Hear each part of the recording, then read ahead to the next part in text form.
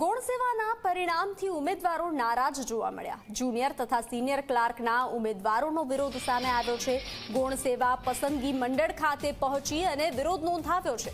કુલ જગ્યાના 7 ગણા ઉમેદવારોના પરિણામ જાહેર કરવાની માંગ કરવામાં આવી છે।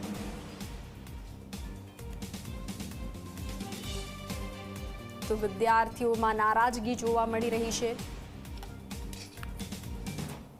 गत रोज जे सीसीનું રિઝલ્ટ જે જાહેર થયું એમાં જે અહીંયાથી કટ ઓફ જાહેર કરવામાં આવ્યું છે જે ખૂબ જ ઊંચું છે અને જેમાં લખવામાં આવ્યું હતું કે કેટેગરી વાઇઝ 7 ગણા ઉમેદવારોને સમાવવામાં આવશે, પણ એમાં જે ઓપન મેલનું કટ ઓફ છે 84 છે, જે ગ્રુપ એનું છે, અને જે બાકીનું જે બી ગ્રુપનું કટ ઓફ છે એ લગભગ 79 જેવું છે।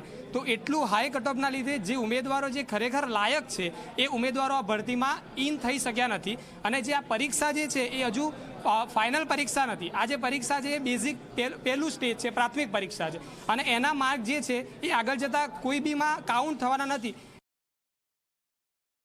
સીસીની જે ઓનલાઈન એક્ઝામ લેવામાં આવી હતી એમાં મારો રો સ્કોર હતો 57 અને મને 1 માર્ક્સનો જ વધારો થયો છે અને મારી જ શિફ્ટમાં જે લોકો હતા એ લોકોને 27-28 માર્ક્સ વધ્યા છે। તો નોર્મલાઇઝેશન કઈ રીતના કર્યું છે એમને જણાવો। અને બીજી વાત કે જીપીએસસી પેટર્નથી તમે લોકો મેરિટ બહાર પાડો એટલે એમાં બધી જ કેટેગરીના ઉમેદવારોને ફાયદો થશે અને વધારે લોકો આવી શકશે, એટલે કોમ્પિટિશન હેલ્ધી થશે। તો તમે લોકો જીપીએસસી પેટર્નથી મેરિટ બહાર પાડો, કેમ કે આ બહુ મોટી ભરતી છે, પછી આટલી મોટી ભરતી નહીં આવે, અમારા પાસે ચાન્સ નથી બીજો।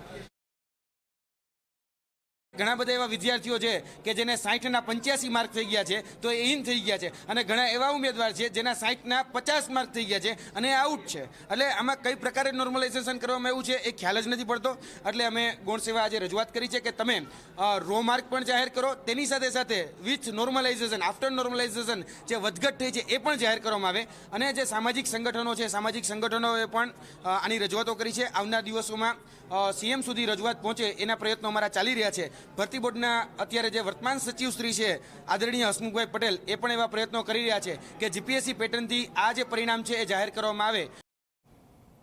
નર્મદા આપના ધારાસભ્ય ચેતર